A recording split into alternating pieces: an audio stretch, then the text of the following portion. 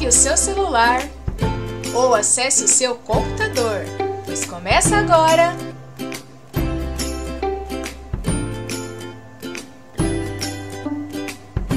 Café com Pesquisa, com Suzy Cordeiro, segunda temporada.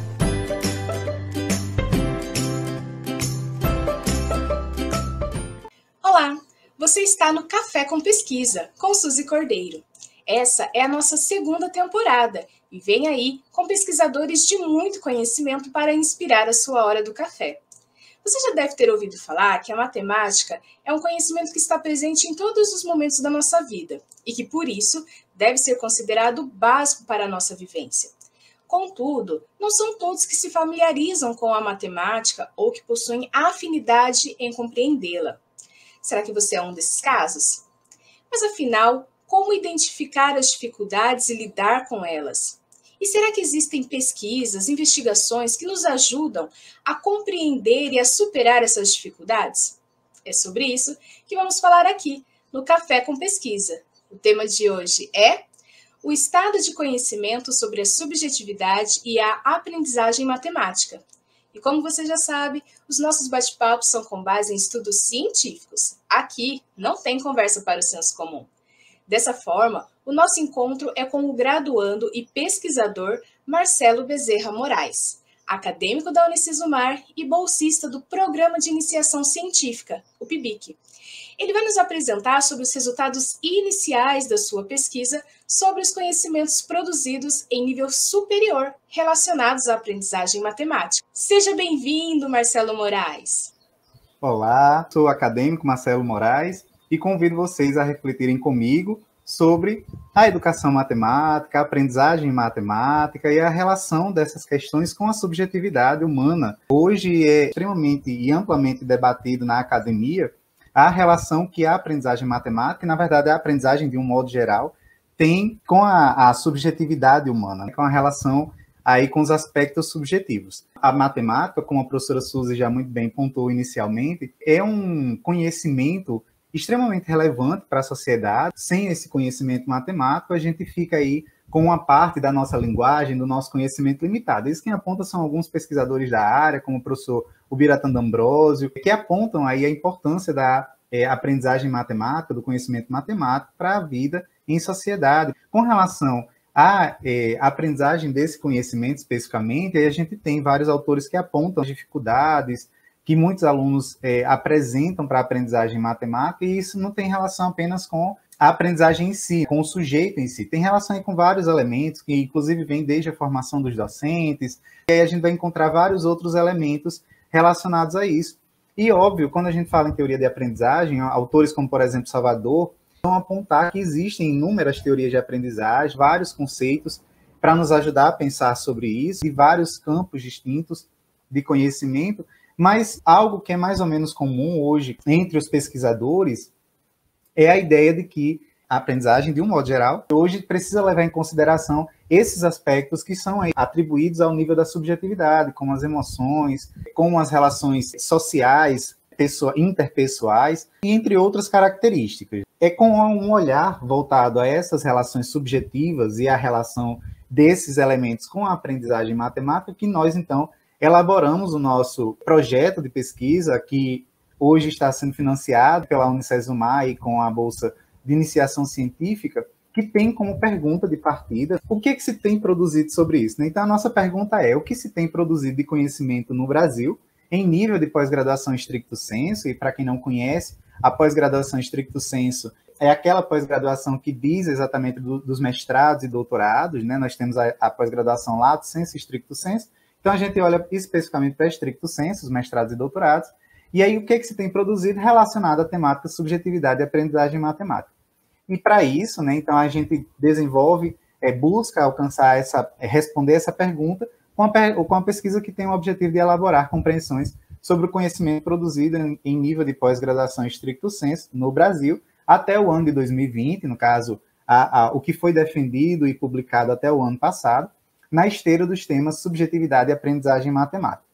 Para isso, nós estamos desenvolvendo uma pesquisa do tipo Estado do Conhecimento, que é uma pesquisa do tipo bibliográfica, Então, nós lançamos mão das produções já defendidas, já circuladas, veiculadas no meio acadêmico, e analisamos essas produções para, então, tentar alcançar o objetivo que nós delineamos inicialmente e responder as perguntas, a pergunta, né, geral inicialmente proposta. Para essa pesquisa, a gente tem alguns procedimentos, conforme alguns autores, e aí a nossa pesquisa, nós já demos início aí ao desenvolvimento desse estudo, e já temos alguns resultados iniciais. Para a realização desse estudo, então, nós definimos quais descritores. Descritores seriam ali as palavras-chave que nós utilizamos para fazer a busca desses trabalhos. Então, as nossas palavras-chave ou descritores foram aprendizagem, matemática e subjetividade. E aí nós utilizamos isso nos bancos de dados, bancos de pesquisa do catálogo de teses e dissertações da CAPES e na Biblioteca Brasileira Digital de Teses e Dissertações, a BDTD. Nós utilizamos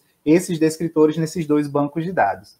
Para incluir ou excluir os trabalhos que nós selecionamos, nós utilizamos alguns critérios e incluímos basicamente todos aqueles trabalhos que analisavam algum nível de aprendizagem, considerando algum nível de subjetividade, trazendo algum elemento aí relacionado à subjetividade. Excluímos, né, como critério de exclusão, nós retiramos aqueles trabalhos que apareceram na nossa busca, que tratavam de formação de professores, ou de aprendizagem específica de alguns conceitos, ou que olhavam para a questão da aprendizagem a partir do ponto de vista da cognição. Então, nós retiramos esses trabalhos, já que não fazia parte do nosso escopo de pesquisa.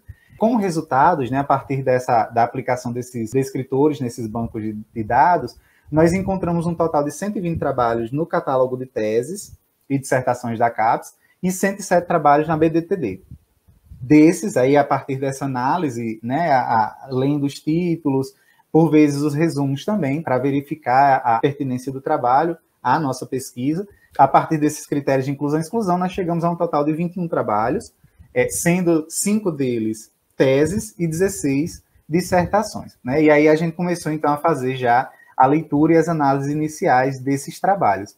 A partir dessas análises, nós já temos, então, alguns apontamentos. Por exemplo, um dos apontamentos que nós podemos fazer é de que as produções, elas iniciaram sobre essa temática e com esse foco especificamente, em 99, né? Então, nós tivemos produções aí encontradas nessas bases de dados de 1999 até o ano de 2020.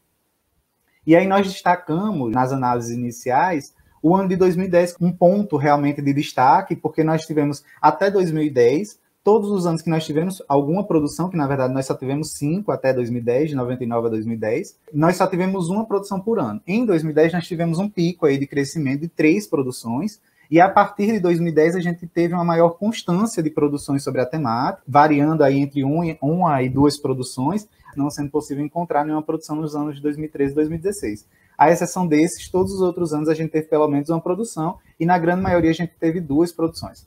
Então a gente destaca aí que o ano de 2010, a partir do ano de 2010, nós tivemos um crescimento aí das produções sobre a temática, e o surgimento das teses veio aparecer apenas a partir de 2014, né? Então até 2012, que foi o último ano, já que em 2013 nós temos uma janela sem produção, foi o último ano de produções só de mestrados, de dissertações. A partir de 2014, a gente tem aí produções de teses também sobre a temática.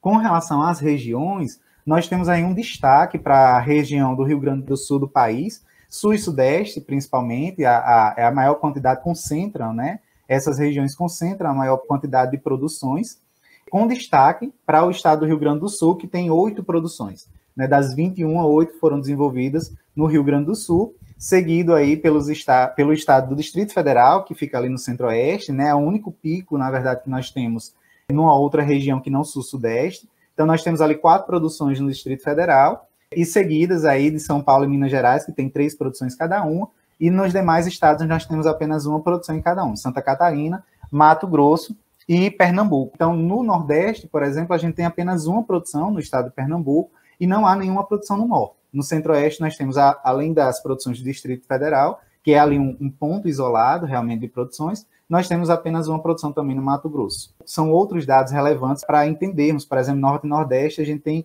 uma produção escassa sobre a temática, ainda relacionada aí a onde foi desenvolvido o estudo, aos locais onde foram desenvolvidas essas pesquisas, A maior produção ela se concentra, então, na UFRGS, né, na Universidade Federal do Rio Grande do Sul, e na UNB, na Universidade Nacional de Brasília, a UFRGS com 5 produções e a UNB com 4 produções. Com destaque aí para a UNB, a gente chama atenção porque a UNB ela concentra o maior número de teses produzidas.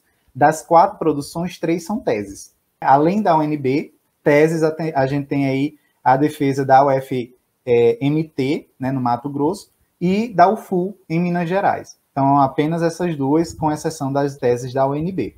O que nós podemos apontar dessas análises iniciais é que essas produções se concentram principalmente nos programas de pós-graduação em educação. Grande parte, 14 dos 21 trabalhos, foram desenvolvidos em programas de pós-graduação em educação, seguidos aí de programas da área de ensino, vários programas denominados aí da área de ensino, como educação matemática, ensino de ciências e matemática, educação científica e tecnológica, enfim, vários outros programas da área de ensino, e apenas um programa da área de psicologia, né? O programa de pós-graduação em psicologia social e institucional defendeu um trabalho relacionado a esta temática do estudo, né? Então, esses são os principais resultados que nós temos até o momento. Então, a gente pode aí, a partir dessa análise, perceber que, apesar de termos um número relativamente significativo, 21 trabalhos, mas se nós considerarmos isso daí comparado ao tempo dos trabalhos, né, desenvolvimento desses estudos de 99 a 2020, no caso aí mais de 20 anos, nós podemos apontar que é um número baixo ainda de produções, dada a relevância da temática, dada a pertinência, né, desse tema para a sociedade e para o ensino de matemática, educação matemática de um modo geral, e notadamente por ser um tema que está nesse meio termo entre o campo do ensino, da educação, e o campo da psicologia, né, da psicopedagogia também, que leva em consideração as questões de aprendizagem e formação dos sujeitos. E a gente deixa, então, para vocês um convite para nós refletirmos um pouquinho qual a relação que temos com a matemática, como as nossas vivências subjetivas implicaram nos nossos processos de aprendizagem dessa disciplina e ainda no modo como a enxergamos. Como é que nossas vivências subjetivas, né, as nossas relações com os espaços e com os sujeitos fora dos espaços escolares implicaram a nossa aprendizagem matemática? Fica aí, então, a reflexão para todos.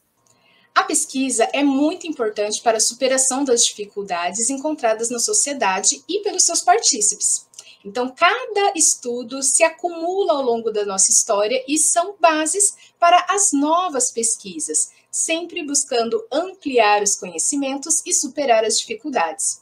E é com essa provocação do acadêmico Marcelo Moraes que finalizamos nosso encontro da segunda temporada de Café com Pesquisa. Deixamos aqui uma sugestão para as suas pesquisas.